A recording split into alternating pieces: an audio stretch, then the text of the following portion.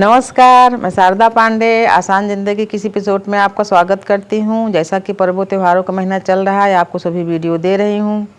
अभी कार्तिक महीना चल रहा है, कार्तिक पूर्णिमा का वीडियो आज मैं आपको दूंगी। तो सबसे पहले आप हमारे चैनल आसान ज़िंदगी को सब्सक्राइब कर लें, चैनल को हाइप कर लें। आगे सभी आपको वीडियो मिलते रहेंगे। अभी भी बहुत सारे त्यौहार हैं। कार्तिक पूर्णिमा के बाद फिर एगहन में एगहन गुरुवार, फिर खर मास, फिर शुक्र अस्त हो रहा है, उसका वीडियो, ये सब वीडियो बहुत सारे हैं। तमाम घरेलू वीडियो भी दूंगी, इसलिए बोलो चैनल को सब्सक्राइब करो तो आपको समय से वीडियो मिलते रहेंगे। तो जो लोग भी कार्तिक स्नान किए हैं उनकी जो पूर्ण आहुति है वो पूर्णिमा में होती है।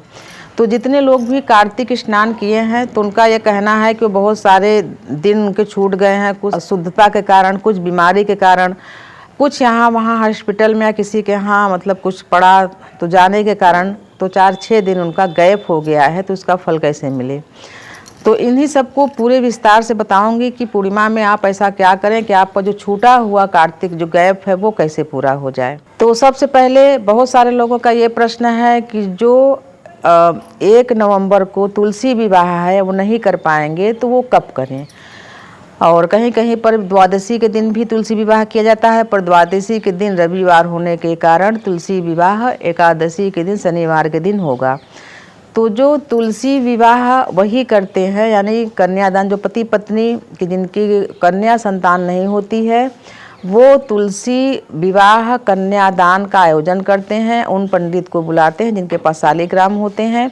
तो विवाह करके, क्योंकि रविवार है तो विवाह करेंगे शनिवार को, रविवार के दिन रखेंगे, सोमवार को दिन विदाई होगा।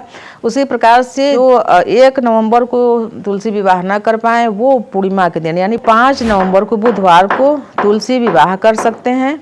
फिर 6 नवंबर को गुरुवार है तो उस दिन भी विदाई नहीं कर सकते। तो 7 नवंबर को शुक्रवार को विदाई कर सकते हैं तुलसी मैया जी का।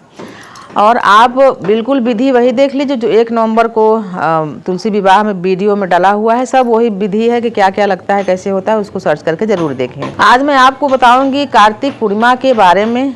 इस पूर्णिमा को त्रिपुरारी पूर्णिमा, रास पूर्णिमा, कार्तिक स्नान समाप्ति पूर्णिमा भी बोलते हैं। जो कि इस पूर्णिमा में अभी व्रत करते हैं वो भी स्नान दान पूर्णिमा भी एक साथ है। इसको त्रिपुरारी पूर्णिमा भी बोलते हैं। त्रिपुरासुर राक्षस था, तो वो राक्षस बहुत ही उत्पात मचाया था, स्वर्ग में भी धरती पर भी उसको कोई मार नहीं पा रहा था। तो भगवान शिव जी ने त्रिपुरासुर का संहार किया। वो दिन यही था, कार्तिक महीने की शुक्ल पक्ष की पूर्णिमा ही थी। सभी देवताओं ने भगवान का धन्यवाद करने काशी आए थे। मान्यता है अपने पुराणों में कि काशी भगवान शिव के त्रिशूल नोक पर बसी हुई है। तो भगवान शिव का धन्यवाद करने सभी देवता काशी आए थे, गंगा में स्नान किए थे, शिव जी का पूजन किए थे, माँ पार्वती जी के साथ शिव जी का पूजन किए थे और फिर दीप दान किए थे। दीप दान वगैरह जब बहुत खुश होते हैं, मनुष्य हो या देवी देवता हो, तो दीप दान किए थे। तो बनारस में आज भी दीप दान का वैसे ही महत्व है। तो भगवान शिव ने त्रिपुरासुर का वध किया था, इसलिए इसको त्रिपुरारी पूर्णिमा भी बोलते हैं। त्रिपुरारी यानी भगवान शिव जी। मुरा राक्षस को मारने वाले मुरारी भगवान श्री हरि विष्णु जी। जब इनको दैत्यों को मारते थे, जैसे महिषासुर मर्दनी माता दुर्गा जी, महिषासुर का मर्दन कहते महिषासुर मर्दनी, राक्षस के साथ भगवान का नाम जुड़ जाता था, तो इसीलिए इसको त्रिपुरारी पूनम भी बोलते हैं। तो इस दिन स्नान दान का काफ़ी महत्व है, यानी 5 नवंबर 2025 दिन बुधवार के दिन स्नान दान का काफ़ी महत्व है। तो चलिए मैं आपको मुहूर्त वगैरह भी बता देती हूँ, उसके बाद विस्तार में वीडियो में आगे सभी कुछ बताऊंगी। कार्तिक महीना में ब्रह्म स्नान यानी ब्रह्म मुहूर्त में स्नान का काफ़ी महत्व है। तो ब्रह्म मुहूर्त 5 तारीख को है, 4:52 से ब्रह्म मुहूर्त है, जो कि 5:44। तो 4:52 से 5:44 के बीच में आप स्नान करके तुलसी जी को जो जल वगैरह देते हैं, दीपदान करते हैं, वो कर सकते हैं। गोधूली बेला का समय, जो कि चौक वगैरह बना के तुलसी पूजन होता है, तुलसी विवाह होता है, गोधूली बेला का मुहूर्त है शाम 5:33 से 5:59 तक। इस बीच में आप पूजा पाठ जो भी तुलसी जी का करना है वो कर सकते हैं। फिर 5 तारीख को जो दीप दान किया जाएगा देवताओं की तरफ से, मनुष्य करते हैं, तो शाम को 5:15 से दीपदान शुरू हो जाएगा। 5:15 से 7:50 के बीच में आप दीप दान कर सकते हो, जहाँ भी हो। विशेषकर सरोवरों के, नदियों के किनारे दीप दान किया जाता है। सरोवर, नदी नहीं तो कुआं है, जहाँ मतलब जलाशय हो, जल का स्रोत, वहाँ पे दीप दान किया जाता है। तो आप ये दीप दान कर सकते हो। उसका मुहूर्त बता दी हूँ। अब मैं आपको नियम बताऊंगी। जैसे कि जो भी पूरे महीने तक स्नान किए हैं, तो वो पूर्णिमा के दिन, यानी जो तुलसी चौरा है या गमले में तुलसी जी हैं, तो उसके चारों तरफ मतलब बीच में तुलसी जी रहेंगी, और चौक बना लें। 2 कन्या और 2 बालक को भी वहाँ पर बैठा के तिलक वगैरह करके उनको भी भोजन कराएं। और पूड़ियाँ बनाएं, 2-2 पूड़ी रखें, 60 पूड़ियाँ बनाएं। पहले 30 पूड़ी बताती थी, लेकिन 60 पूड़ियाँ बनाएं। और 60 पूड़ियाँ, भले छोटी छोटी पूड़ियाँ रहें, 60 पूड़ियों पर थोड़ा थोड़ा हलवा, 2-2 बतासा और रेवड़ियाँ रखें। तो ये प्रसाद होगा। यही प्रसाद आप सबको बांट सकती हैं। तुलसी विवाह, जैसे कि जो बहुत सारे लोग बोलते हैं कि मेरे पति हमारे साथ पूजा नहीं करते हैं, तो अकेली आप पूजा कर सकती हैं। तुलसी विवाह का साधारणतः पूजा तुलसी मैया को 16 श्रृंगार, चुनरी चढ़ाना, गन्ना का मंडप। आप बोलेंगे कि ये मैं आपको पूर्णिमा में, कार्तिक पूर्णिमा में क्यों बता रही हूँ? इसलिए उनके लिए बता रही हूँ जो तुलसी विवाह 1 नवंबर को नहीं कर पाए, वो 5 नवंबर को कर सकते हैं। इसलिए ये तुलसी विवाह मैं कार्तिक पूर्णिमा में बता रही हूँ उपाय के तौर पर। तो आप लोग ये सब कर सकते हैं। हवन भी करें। हवन आप सुबह भी कर सकते हैं, और शाम को भी तुलसी की पूजा के समय भी आप हवन कर सकते हैं। हवन का वीडियो, यानी हवन कैसे बनाते हैं, वो सब वीडियो है। जो बाज़ार में जो चीज़ आपको लकड़ियों का जो औषधियाँ मिलती हैं, उसमें अन्न नहीं होते हैं, उसमें तिल, जौ, घृत और आपका ये चावल, ये सब चीज़ें नहीं होती हैं। तो आपके हवन का पुण्य भी नहीं मिलेगा। आप सब हवन घर में बनाएं और हवन करें गुड़ वगैरह डाल के। तो मैं आपको बता रही हूँ, क्योंकि इस दिन पूर्णिमा है, तो पूर्णिमा में विशेष 16 कलाओं से युक्त रहते हैं चंद्रमा। इनका भी आवाहन करके वैसे ही पूजा करें, जैसे मैं करवा चौथ में बताई थी, वैसे ही हर पूर्णिमा में उनको आवाहन करके पूजा करना चाहिए जो सत्यनारायण जी का व्रत करते हैं, और चंद्रमा का पूजन उनको भी करना चाहिए। और माँ लक्ष्मी जी का पूजन आंवला और पीपल और तुलसी, तीनों में इस दिन करना चाहिए। सुबह के समय पीपल में, आंवला में, और शाम के समय, सुबह भी तुलसी मैया के कर सकते हैं पूजन, लेकिन शाम को जब पूजन करेंगे उसमें भी माँ लक्ष्मी का भी आह्वान करके पूजन कर सकते हैं। जो व्रत करते हैं सत्यनारायण जी का, वो ऐसे कुछ भी उनको नहीं करना है जैसे, तो अलग अलग श्रद्धा होती है। जो तुलसी पूजा करना चाहते हैं वो तुलसी पूजा करें, जो चंद्र आवाहन करना चाहते हैं वो चंद्र आवाहन करके पूजा करें। और खीर पूड़ी ब्राह्मण को जैसे बताई हूँ कि खीर पूड़ी दोपहर के समय ब्राह्मण दंपत्ति अगर आपको मिलते हैं तो आप आंवला के नीचे बैठा के उनको खीर पूड़ी खिला के उनको भी दान कर सकते हैं।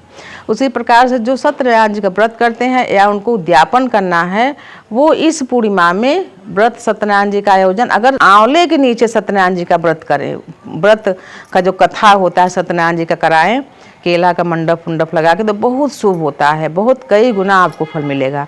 और नहीं तो फिर तुलसी मैया के आसपास ही सत्यनारायण जी का कथा भी करा। जैसे मैं तमाम यूजरों को अपने बताई हूँ, व्यूअरों को, कि जो आप पूछते हैं कि हमारी नौकरी नहीं लगी या नौकरी में देर हो रहा है, इंटरव्यू में 1-2 नंबर्स कम हो जाते हैं, हमारे विवाह में लेट हो रहा है, तो वो आप लोगों को याद होगा, मैं कई बार बताई हूँ 7 चीज़ों का दान करने के लिए शुक्रवार और सोमवार के दिन शिव मंदिरों में। तो आप अगर ये सब हमको कभी कमेंट करके बताए नहीं कि आपने वो किया कि नहीं उपाय, और आपको कुछ फल मिला कि नहीं। उपाय नहीं किए होंगे, फल नहीं मिला, वो कमेंट नहीं किए, जिनका होता है वो बताते हैं। तो 7 चीज़ों में, जैसे कि खीर बनाने का चीज़, चावल, दूध, शक्कर, मखाना, घृत, थोड़ा सफ़ेद गमछा वगैरह, और 7 से ज़्यादा भी आप दे चाहे तो सफ़ेद, जितना भी सफ़ेद वस्तु है, लेकिन 7 अनिवार्य होता है, 7 से भी ज़्यादा दे सकते हैं। और इत्र, फूल, ये सभी चीज़ें आप कपूर वगैरह करके दे सकते हैं। तो जैसे मान लीजिए पति पत्नी ब्राह्मण दंपत्ति को आप सुबह के समय 10-11 बजे के समय आंवला के नीचे बैठा के भोजन कराते हैं, और यही 7 चीज़ें उनको दे दें, और अपने मन में कामना जो है, विवाह में लेट हो रहा है या नौकरी में कुछ परेशानी आ रही, नहीं हो पा रहा है, तो आप आंवले के नीचे, क्योंकि साक्षात देवता हैं आंवला, भगवान श्री हरि विष्णु जी और शिव जी उसमें वास करते हैं, और माँ लक्ष्मी जी उस आंवले में वास करती हैं। तो आप वहाँ पे बोल सकते हैं कि हम इस कामना से ये चीज़ों को दान कर रहे हैं। आपको 7 शुक्रवार या 4 सोमवार मंदिर नहीं जाना पड़ेगा। आप इस दिन कार्तिक महीने की पूर्णिमा के दिन ब्राह्मण को दान कर सकते हैं। बच्चों को दान नहीं करना है, ब्राह्मण दंपत्ति को। जैसे ब्राह्मण दंपत्ति नहीं आते हैं तो इस दिन ब्राह्मण के यहाँ जाकर दान कर दो, या इस दिन शिव मंदिर में जाके दान कर दो। तो आपको जो 4 सोमवार और 7 शुक्रवार को बताती हूँ, ये एक ही सोमवार, मतलब एक ही, कोई दिन वार का इसमें वो नहीं है। जैसे ये पड़ रहा है बुधवार के दिन, तो इसमें कोई, इसमें पूर्णिमा का महत्व है, इसमें पूर्णिमा का महत्व है। आप पूर्णिमा के दिन इस चीज़ों का दान करें, आपकी कामना जरूर पूरी होगी। तो मैं आपको कार्तिक पूर्णिमा के बारे में बता रही हूँ। जैसे कि आप तुलसी जी का पूजन वैसे भी साधारण ही पूजन कर रहे हैं, कोई भी कर सकता है। तो जो सुहागन है वो 16 श्रृंगार चढ़ाएंगी, जो सुहागन नहीं है वो भी पूजा करती हैं। जो जैसे कि मान लो कार्तिक स्नान करती हैं तो वो भी मैया का पूजन करके पूरी वगैरह चढ़ाती हैं, तो श्रृंगार के सामान न चढ़ा के बाकी सभी चीज़ें चढ़ा के पूजन कर सकती हैं। और गन्ने का मंडप उंडप वही बनाती हैं जो तुलसी मैया का विशेष पूजन विवाह पूजन करती हैं, वही नहीं तो साधारणतः पूजन करें। जो विवाह करती हैं वही तुलसी दान भी करती हैं, जो विवाह नहीं करती हैं उनको तुलसी दान करने की कोई आवश्यकता नहीं। साधारण पूजा करें, 16 श्रृंगार चढ़ाएं, मिठाई पूरी कुछ बना है तो वो चढ़ा दें। जो नियम कर रहे हैं, जिनका नियम बीच में खंडित हो गया है अशुद्धता के कारण या किसी भी कारण से, बीमारी के कारण या कहीं गई थी उसके कारण, तो पूनम के दिन यानी कि 5 नवंबर के दिन पूरी वगैरह बना के सब चढ़ा के और माता रानी के 16 परिक्रमा, जब दीप और कलश रखेंगे तो उसी का 16 परिक्रमा तुलसी माता के सहित आप करेंगे। हवन जरूर करें, और जो हवन की सामग्री होगी वो उसकी भी परिक्रमा आप करोगे। वो हवन मतलब वो जो चौक बनाए रहोगे उसके अंदर ही रहेगा। हवन जब भी करें, जब उसका नीचे हवन गिरे तो उसको उठा के हवन अग्नि में कभी न डालें। वो जो नीचे गिरा रहता है वो उनके भगवान के सेवकों का हो जाता है। आप ऐसी ही पूजा करें। आगे का वीडियो होगा आपका एगहन गुरुवार का वीडियो देने वाली हूँ। एगहन गुरुवार का फल वैसे ही मिलता है जैसे 16 दिवसीय जो भादो महीने में शुरू होके कुआर महीने के अष्टमी में संपूर्ण होता है लक्ष्मी पूजन, उसी प्रकार से ये एगहन गुरुवार का भी फल मिलता है। तो आगे का वीडियो एगहन गुरुवार का रहेगा। तो आप सभी सुखी रहें, संपन्न रहें, हमारे साथ बने रहें, देखते रहें आसान जिंदगी। तब तक के लिए नमस्कार।